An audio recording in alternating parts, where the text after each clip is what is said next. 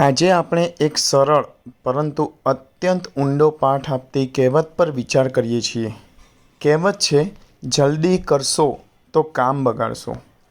આ કહેવત આપણને કહે છે કે ઉતાવળ જીવનમાં ક્યારેય સારું પરિણામ લાવતી નથી. ઉતાવળે કરેલું કામ ઘણીવાર અધૂરું, ખોટું અથવા નુકસાનકારક થઈ જાય છે. જીવનમાં દરેક કાર્ય માટે સમય, ધીરજ અને યોગ્ય આયોજન જરૂરી છે. પ્રમુખ સ્વામી મહારાજનું જીવન આ કહેવતનું જીવંત ઉદાહરણ છે.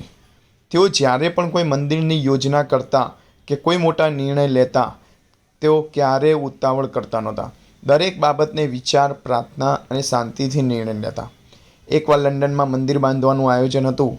ઘણા ભક્તો ઉત્સાહમાં તરત જ કાર્ય શરૂ કરવા માંગતા હતા. પરંતુ પ્રમુખ સ્વામી મહારાજે કહ્યું, સૌ પ્રથમ ઈશ્વર પાસે પ્રાર્થના કરીએ, પછી યોગ્ય સ્થાન શોધીએ, પછી સાધનો એકઠા કરીએ. ઉતાવળ નહીં કરીએ. જે કાર્ય ઈશ્વર માટે થાય છે તે ધીરજથી જ કરવાનું. તો તેનું પરિણામ શું આવ્યું? આજે લંડનનું ન્યૂજર્સી અને નિસ્ડન મંદિર સમગ્ર વિશ્વમાં સાંસ્કૃતિક આકર્ષણનું કેન્દ્ર છે.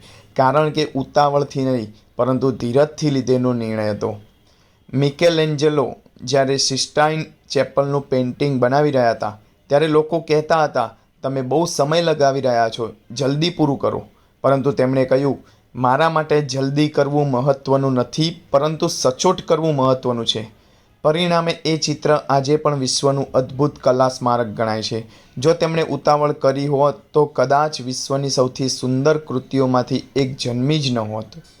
વિદ્યાર્થી પરીક્ષા સમયે ઉતાવળ કરે તો શું થાય?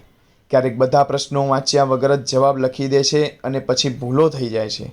જ્યારે શાંતિથી ધ્યાનપૂર્વક લખે ત્યારે ગુણ પણ સારા આવે છે અને આત્મવિશ્વાસ પણ રહે છે. આવું જ આપણા જીવનના દરેક ક્ષેત્રમાં છે.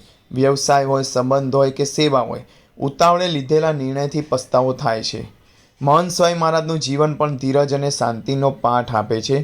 તેઓ દરેકને ખૂબ ધ્યાનથી સાંભળે છે. એક ભક્તે કહ્યું, સ્વામીજી, તમારે એટલો મોટો સંસ્થા સંભાળવી પડે છતાં તમે દરેકને સાંભળો છો. તો મહંત સ્વામી મહારાજે જવાબ આપ્યો, ધીરજથી સાંભળવું એ સેવા છે. ઉતાવળે નિર્ણય લઈએ તો કોઈની લાગણી દુભાઈ શકે. આજે જ આપણે માટે માર્ગદર્શન છે કે ઉતાવળ નહીં કરીએ, ધીરજથી વિચારીને કાર્ય કરીશું.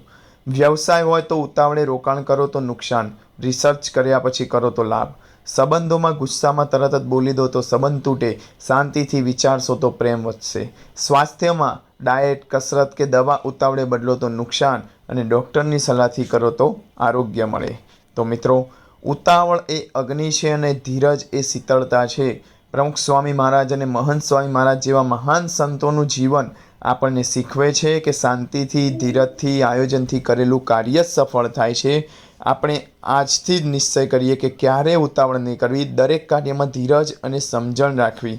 ત્યારે જ જીવનમાં સાચી સફળતા મળશે.